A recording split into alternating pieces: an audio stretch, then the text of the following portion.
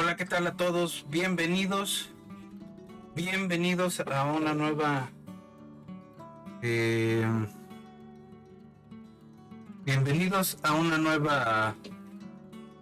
sesión de geometría diferencial. En esta ocasión vamos a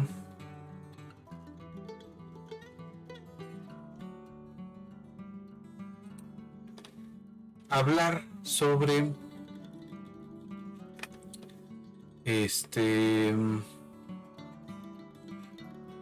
cuestiones métricas cuestiones métricas en superficies, ¿no? Y entonces a lo que le estamos apostando es tratar de construir una forma de medir en las superficies que dependa en principio de dónde estamos parados, ¿no?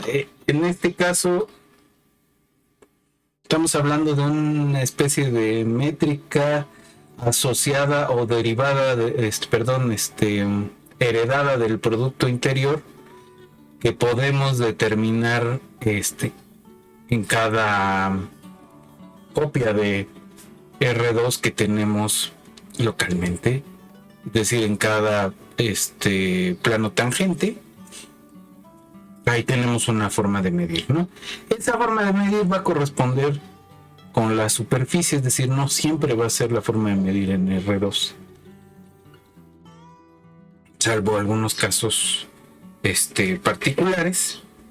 Y entonces ya tenemos ahí algo interesante, ¿no? Que las propiedades topológicas con las que hemos estado jugando sí son equivalentes a las propiedades topológicas de R2, digamos, ¿sí? Pero las propiedades geométricas, esas no son las de R2. Aquí vamos a estar jugando a otro juego. Entonces, vámonos al pizarrón. Hoy vamos a hablar sobre la primera forma fundamental y un acercamiento hacia la métrica riemanniana. Vámonos al pizarrón.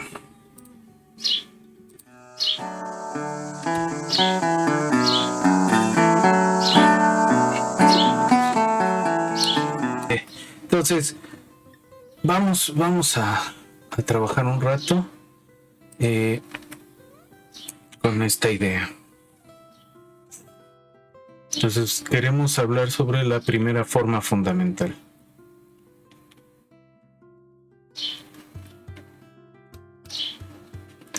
O de alguna forma vamos a hablar de la métrica en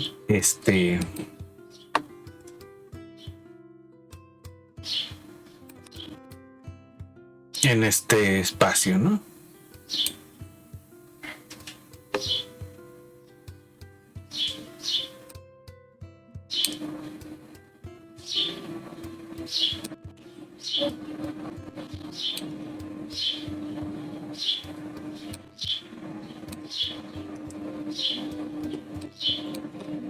Ok.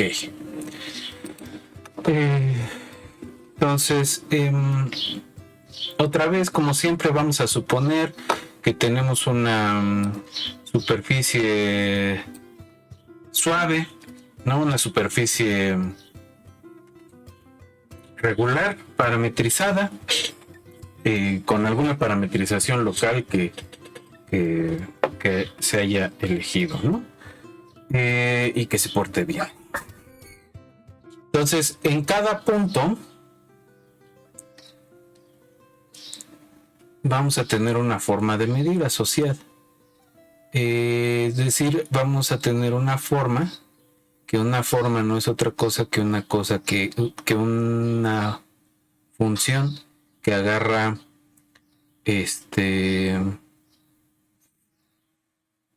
un vector, en este caso un vector en el TPS, ¿no? Esta superficie, calcular y P un punto en S, ¿no? Entonces tenemos una función que va de aquí a R y que va a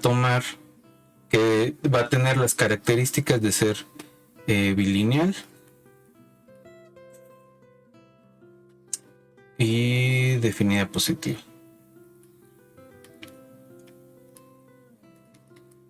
¿No? Es una forma bilineal definida positiva en un espacio vectorial sobre R. Entonces básicamente es un producto punto, pero es un producto punto que va a depender del punto P, es decir, esta I depende de la elección de la P. Y lo que va a hacer es que si yo agarro un omega en TPS o W, como que lo quieran ver, lo que vamos a hacer es calcular W.W con el producto que vamos a definir en TPS. Y esto no es otra cosa que una norma P cuadrada, ¿no? Pues la pregunta es, ¿quién es ese producto interior? Entonces, pues vamos tratando de dilucidar. Cualquier W lo podemos escribir como un vector tangente a una curva, ¿no? Digamos que la curva que estamos preguntándonos tiene componentes U y V de S, y pues queremos preguntar por quién es la IP aplicada a alfa de S, alfa de Q, ¿no? Donde si la phi parametriza a S,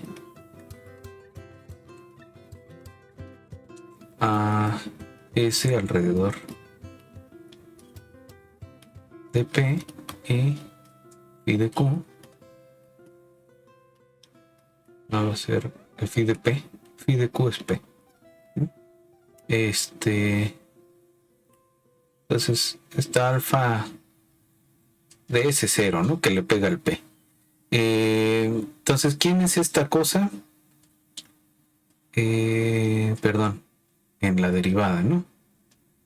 Esto es alfa prima en 0, en S0, punto alfa prima en S0.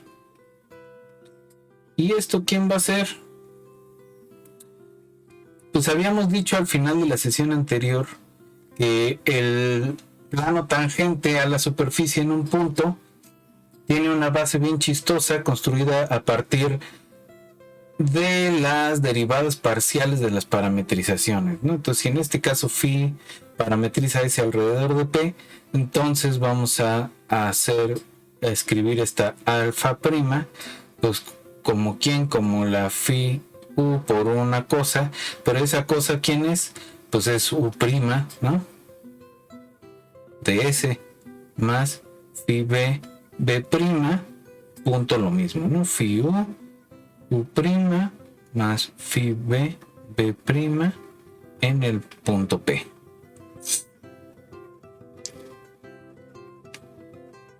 Pero la U prima es un número cualquiera, ¿no? O sea, además esto está en el S0, ¿no?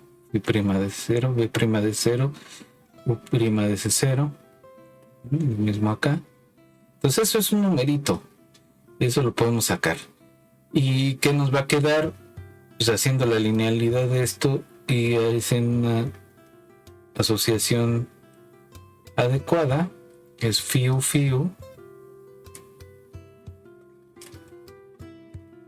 punto phi U, digo en el punto que les toca, alrededor de P,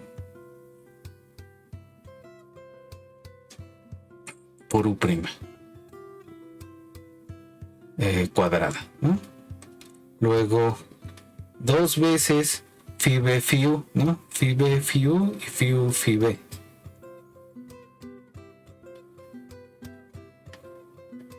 ¿Y quién va a quedar multiplicando u' por b'?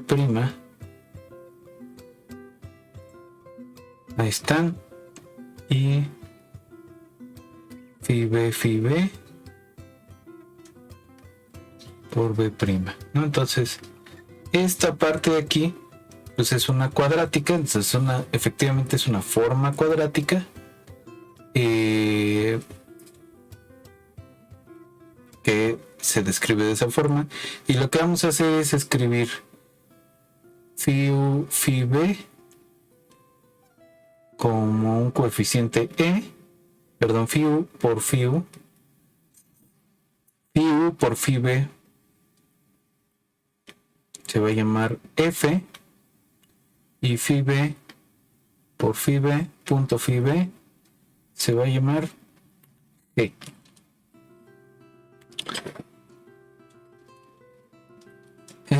Estas tres coeficientes son los llamados coeficientes de la primera forma fundamental. Y dependen de la parametrización, dependen de cuál es la parametrización local, ¿no? Dependen de cuál es la parametrización local. Ok. Entonces estas son funciones que dependen de u y de b, ¿no? Ok. Entonces podemos ver algunos ejemplos de cómo se calculan estas cosas. Por ejemplo, para el plano, o para un plano, digamos parametrizado por, digamos que es un punto que tiene dos generadores, W1, W2, y que pasa por un punto P0, ¿no? Entonces esto lo podemos escribir como P0 más U por W1 más B por W2. Y estamos pensando que W1, WIs son ortonormales.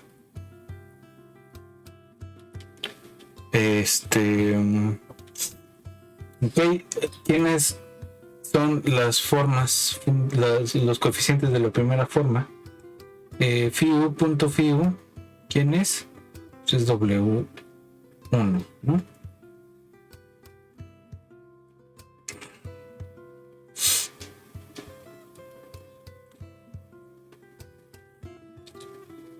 Más punto W1. ¿Quién es phi u punto phi b? Entonces, esto derivado respecto de phi, respecto de u es W1, y esto respecto de b es W2.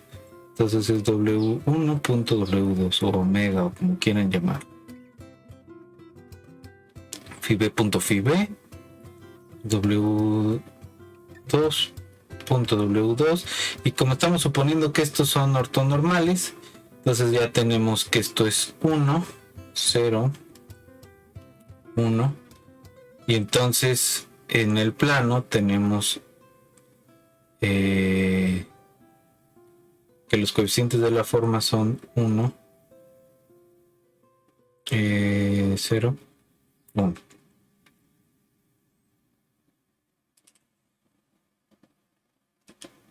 Que es la forma de medir en el plano.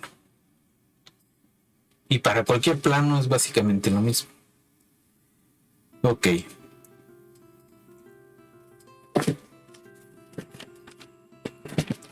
Vamos a ver otro ejemplo.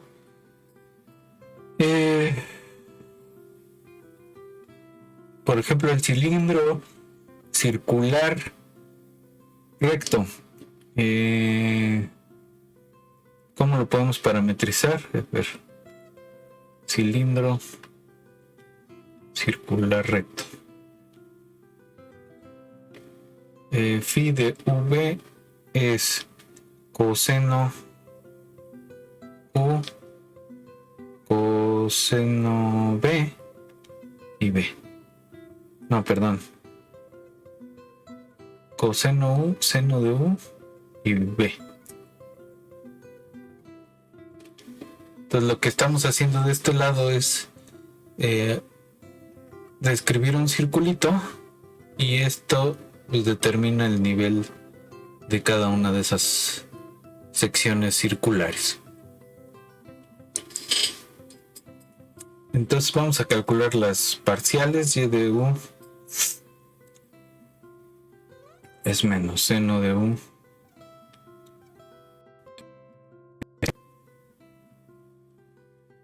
coseno de U 0 y phi de B es 0, 0, 1, ¿no? Entonces el coeficiente E de la métrica es phi U punto phi U, que no es otra cosa que 1. El cruzado phi U punto phi B, que es la F, es 0 y phi B punto phi B 1. Entonces ahí están los coeficientes de la primera forma fundamental. En el caso del cilindro circular recto, una helicoide es una superficie dada por phi de V o parametrizada por phi de V igual a B coseno U, B seno U y A por U. En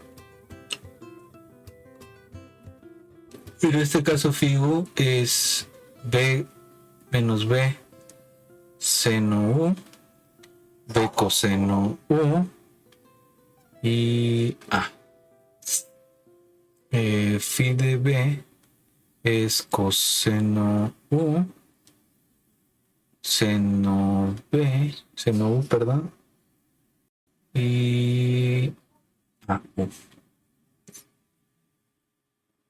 Entonces la phi U punto phi U, que es el coeficiente E, ¿quién es?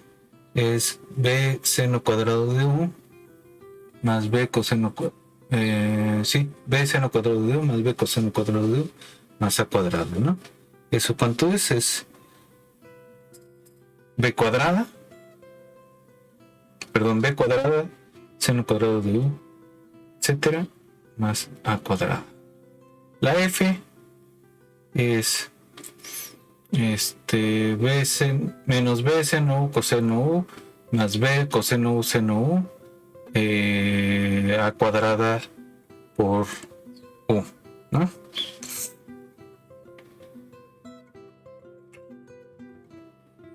Ya no, esto de acá me va a dar 0, perdón. 0. Entonces esta de aquí, F igual a phi U punto phi B, 0. Y la G es esto de aquí, que es 1, ¿no? Phi B punto phi B coseno cuadrado de U más seno cuadrado de U igual a 1. Okay. Y fíjense que aquí para B igual a 0 y A igual a para B igual a 1 y A igual a 0, entonces estamos en el caso plano, ¿no? Ok.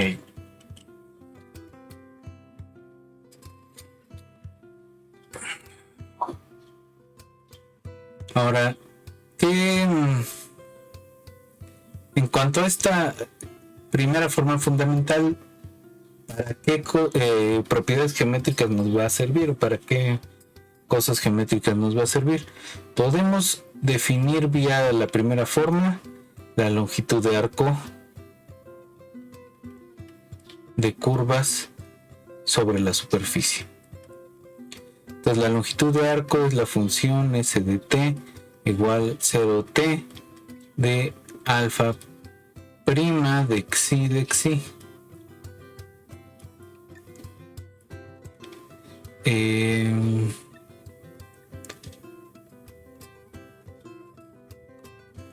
esto de aquí es la integral de 0 a t. ¿De quién? De la primera forma aplicada a alfa prima de xi. De xi. ¿Y eso de dónde lo sacamos? Pues acordémonos nada más que este es este alfa prima punto alfa prima y este al cuadrado, ¿no? Este es este, entonces este es la raíz de alfa punto alfa prima, además con esa dependencia local, ¿no? Entonces ya tenemos que esto de aquí no es más que la i aplicada al alfa prima de algún xi.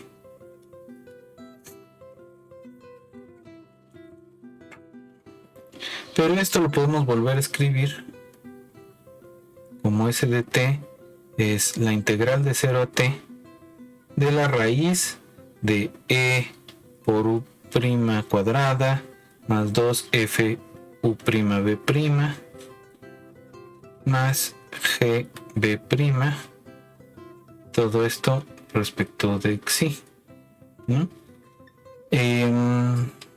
Entonces esta es la fórmula de la longitud de arco escrita utilizando las coeficientes de la primera forma fundamental. Otra cosa que podemos hacer es medir ángulos entre curvas.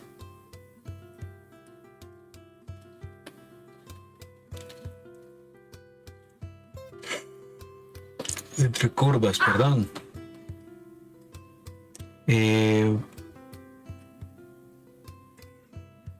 Pues vamos a medir ángulos entre curvas.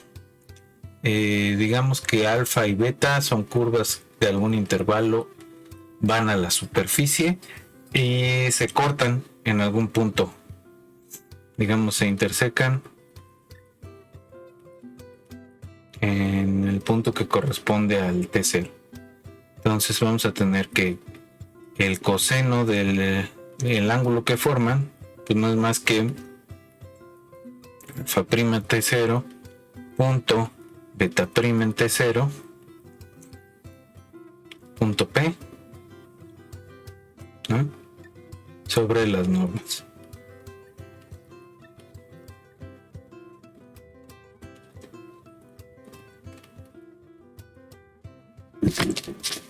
Ok, entonces ese es el coseno del ángulo que forman las tangentes a esas dos curvas en el punto común. Y eso, ¿cómo lo vamos a escribir?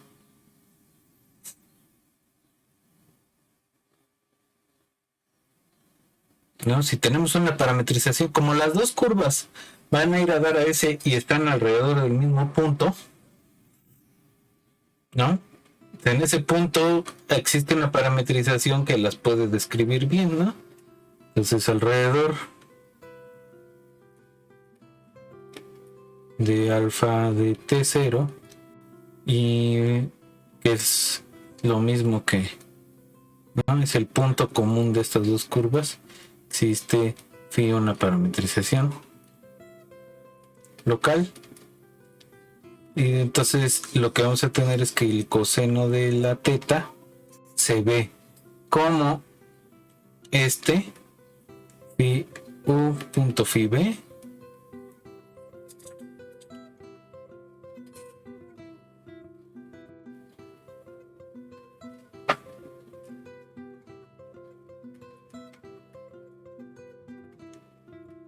sobre las normas en el punto P, ¿no? Esto no es más que f sobre la raíz de E por g. Fíjense que de aquí lo que sí podemos tener es que este resultadito es si las curvas, o más bien que las curvas coordenadas, es decir, la que corresponden a U constante o a B constante, y a las parciales de la phi,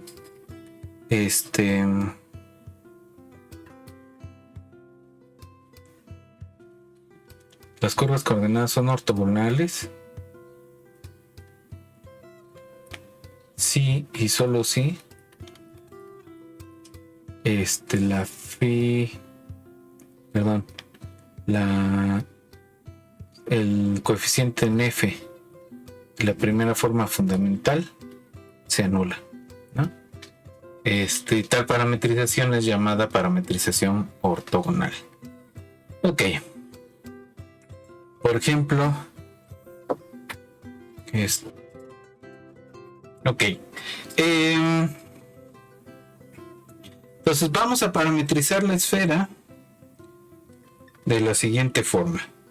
Tenemos media circunferencia, seno teta, coseno phi, seno teta, seno phi,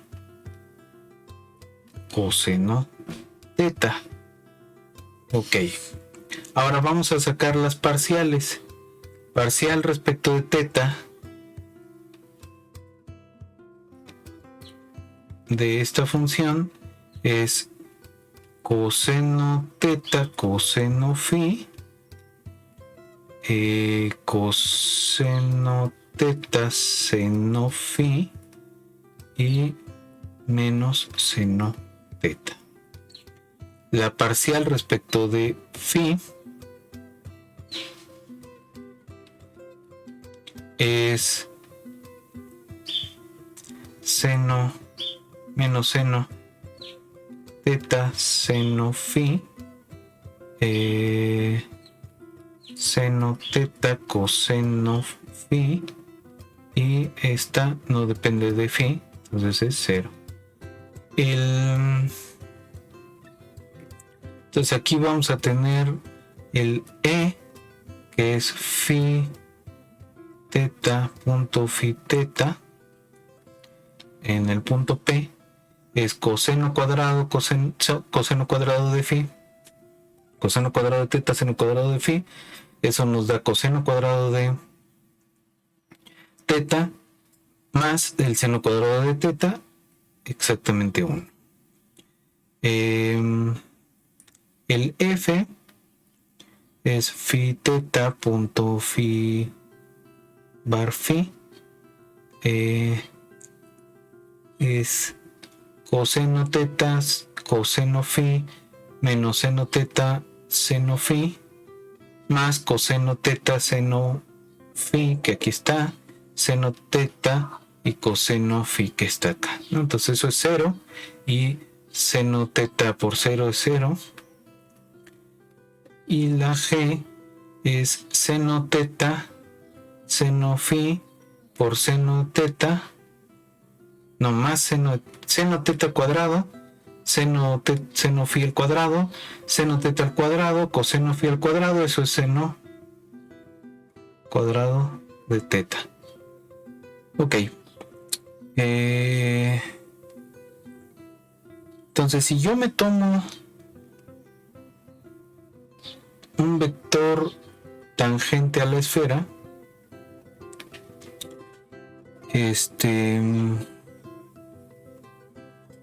ese lo voy a escribir como A por phi teta más B por phi bar phi, ¿no? Y si yo tomo la norma cuadrado de eso es como E por A cuadrado más 2FAB más GB cuadrado, y esto no es otra cosa que A cuadrado por 1, esto se anula, y b cuadrado por el seno cuadrado de teta, ¿no? Entonces es a cuadrado más b cuadrado seno cuadrado teta. Ya depende de esos coeficientes cuando los escribimos en esta base, ¿no? De las phi parciales.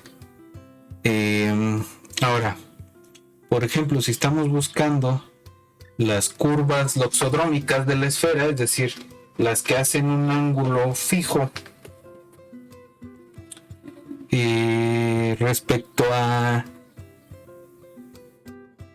las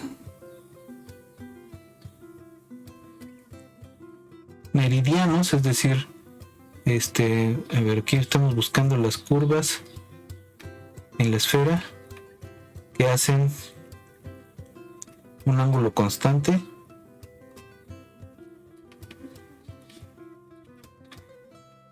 respecto a las que se ven como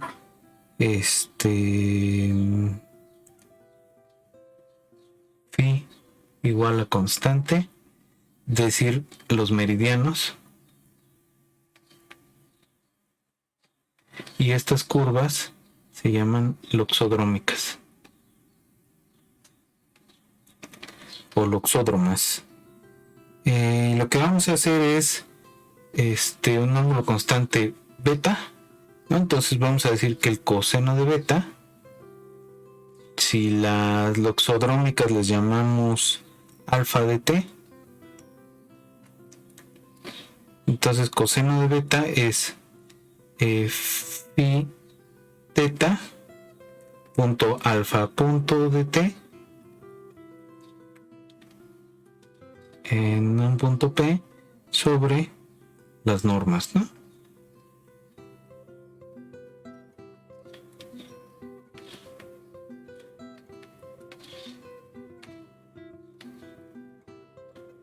Y esto es igual a teta prima sobre la raíz cuadrada de teta prima cuadrada más bar phi prima cuadrada seno cuadrado de teta. Ok, entonces en la base de las curvas coordenadas,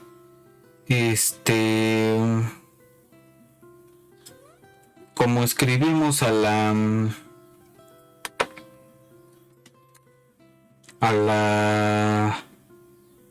curva en las coordenadas teta y phi primas, entonces esto lo escribimos en las coordenadas adecuadas, y tenemos entonces que teta prima cuadrada, que es la componente en teta del vector tangente, por la tangente cuadrada de beta menos la bar phi cuadrada prima por el seno cuadrado de teta es igual a 0, ¿no? Una vez que derivamos, y esto implica que teta prima sobre el seno de teta, ¿no? Ya quitando los cuadrados, es igual a más menos la bar phi prima tangente de beta.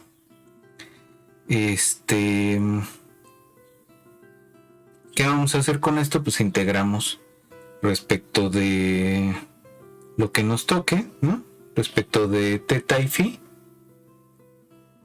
aquí y aquí, integrando, tenemos que el logaritmo de la tangente de teta medios es igual a más menos bar phi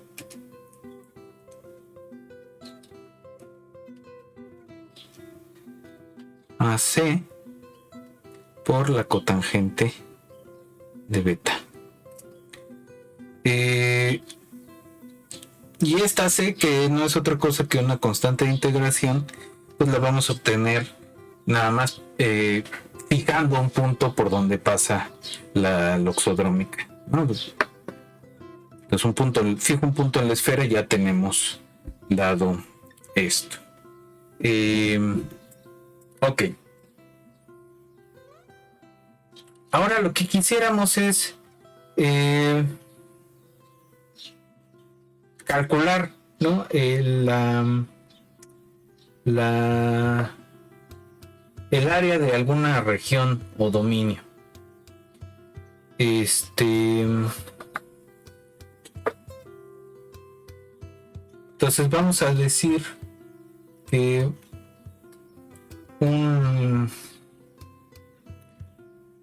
una región o un dominio, mejor primero, un dominio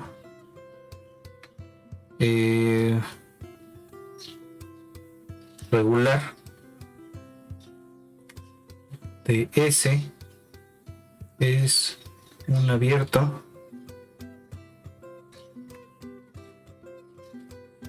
y conexo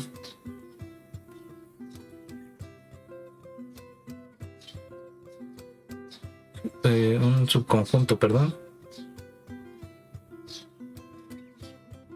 abierto y conexo de S, ¿no? Un subconjunto de S que es abierto y conexo.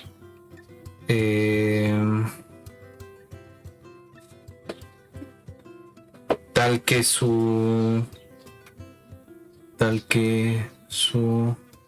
frontera es homeomorfa a un círculo, ¿no?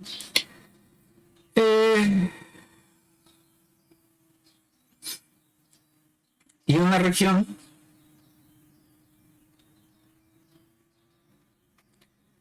es una unión de dominios.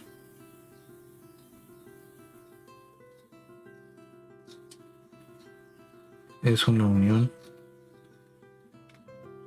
de dominios. Ok.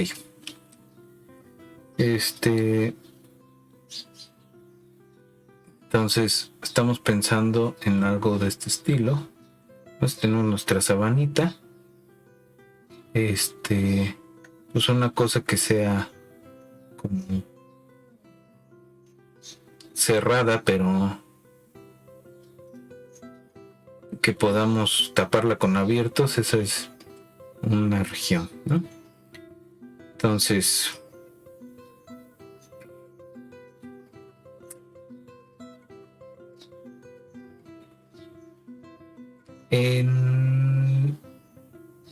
vamos a pensar que estas regiones en la superficie provienen de una región en el plano, ¿no? Digamos que esta es una región Q, que ¿dónde va a estar contenida? Pues en el abierto de una que corresponde con una parametrización, ¿no? Entonces este de acá es el U y la phi que parametriza la superficie alrededor de algún punto va de aquí para acá de un abierto que contiene nuestra región plana Q y nada más. Entonces esta de acá va a estar metida en la phi de U, ¿no? Ok. Entonces digamos que si tenemos, bueno, vamos primero a dar la definición, ¿no? Lo que vamos a tener es que phi U cruz phi B en norma, esto lo podemos definir bien sobre esta U, mide el área de el paralelogramo formado por estas dos vectores tangentes, ¿no?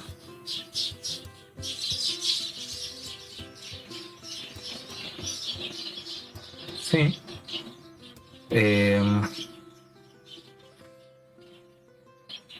Y entonces lo que va a medir el área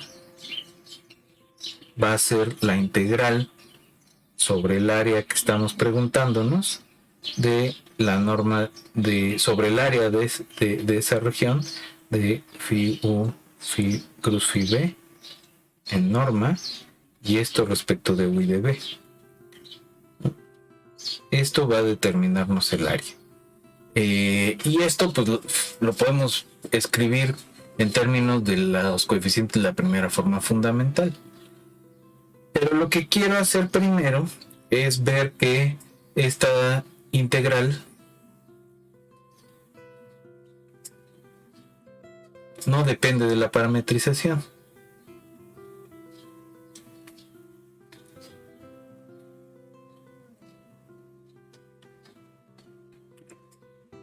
¿No? Entonces, tomamos otra parametrización, digamos, sí, de una región U barra S y Q barra va a ser la imagen inversa bajo la psi, perdón,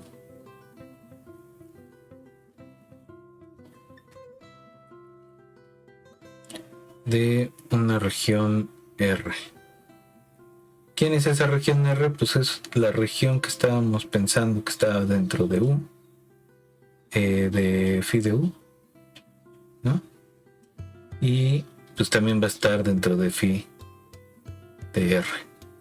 Y Q es la imagen, las imágenes inversas, ¿no? De la R. Bajo la phi se llama Q y bajo la psi se llama Q bar. Ok. ¿Qué más? Claro, entonces en R, la región R entonces la podemos describir con la phi o con la psi, y entonces lo que vamos a tener que hacer es preguntarnos qué pasa con el cambio de coordenadas de la phi u respecto de las otras coordenadas, ¿no? Phi u barra b barra. Ok, ahora sí, ¿quién es la integral doble de la Q barra, la norma de phi u cruz phi b?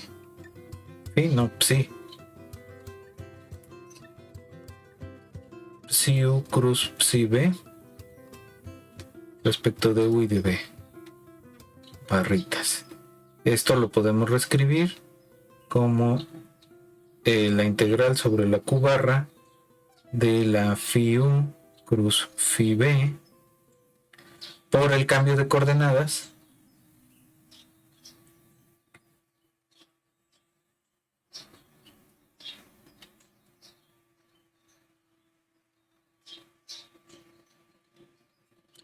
por el determinante del cambio de coordenadas por la respecto de du y de b, ¿no? Esto no es más que la integral sobre Q de esta norma phi u cruz phi b respecto de u y de b, ¿no? Entonces, lo único que estamos diciendo es que no depende de la parametrización siempre que las parametrizaciones sean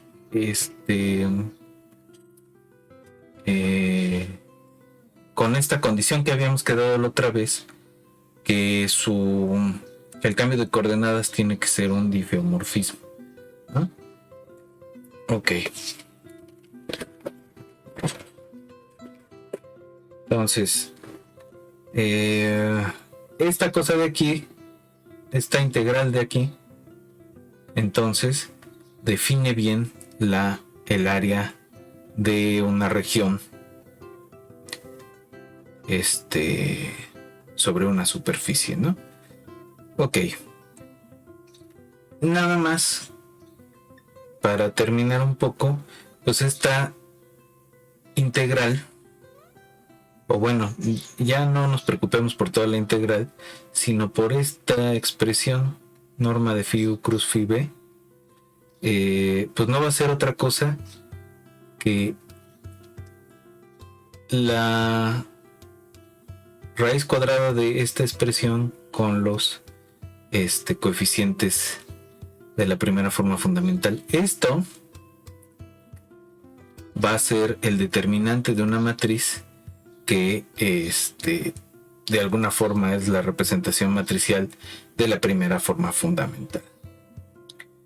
Que eso lo vamos a ver en la siguiente sesión, ¿no? Pero ahora podríamos hacer un último ejemplo con un calculito. Vamos a dar una parametrización de una dona, ¿no? Del toro de revolución, haciendo phi de v, el toro. Phi de v va a ser a más r coseno u por el coseno de b, a más r coseno u por seno de b y r seno de u, ¿no? Esa ya la habíamos visto en algún ejemplo, y lo que queremos es calcular pues toda la superficie del toro, ¿no? Entonces eso va a ser todo excepto un meridiano y un paralelo, que es lo que no cubre esta parametrización, ¿no? Pero es con esta fórmula sí podemos calcularlo, ¿no? Entonces, módulo que hagamos los calculitos con cuidado. La E va a ser R cuadrada, F es 0, G es R coseno U más A al cuadrado. Si se fijan, esta se parece mucho a lo que usamos para la esfera y es un argumento parecido, ¿no? Y el elemento de área, el eje menos F cuadrado, va a ser R por R coseno U más A.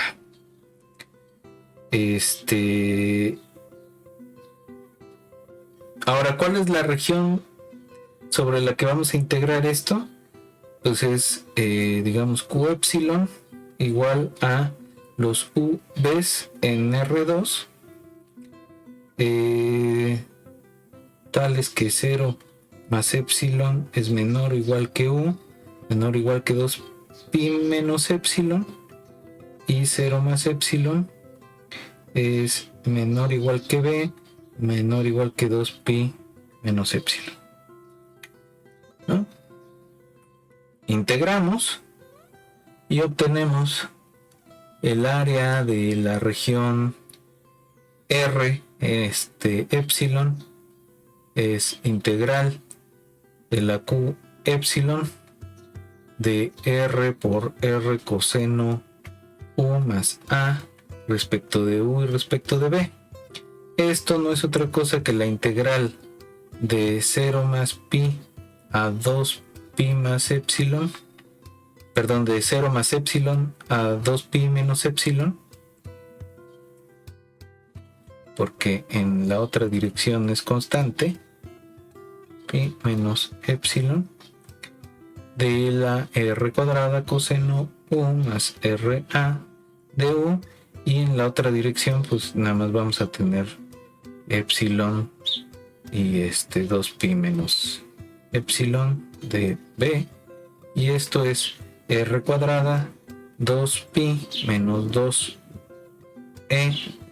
epsilon, perdón, seno de 2 pi menos epsilon menos seno de epsilon más RA 2 pi menos 2 epsilon al cuadrado. ¿Quién es el área del toro? Completito. Pues es el límite de todas estas áreas cuando la epsilon es chiquita.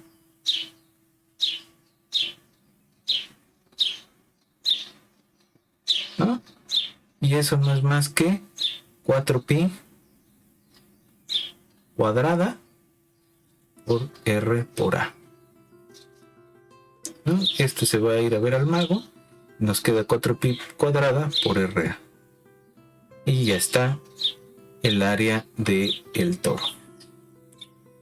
con eso terminamos la sesión de hoy y nos vemos en una siguiente sesión.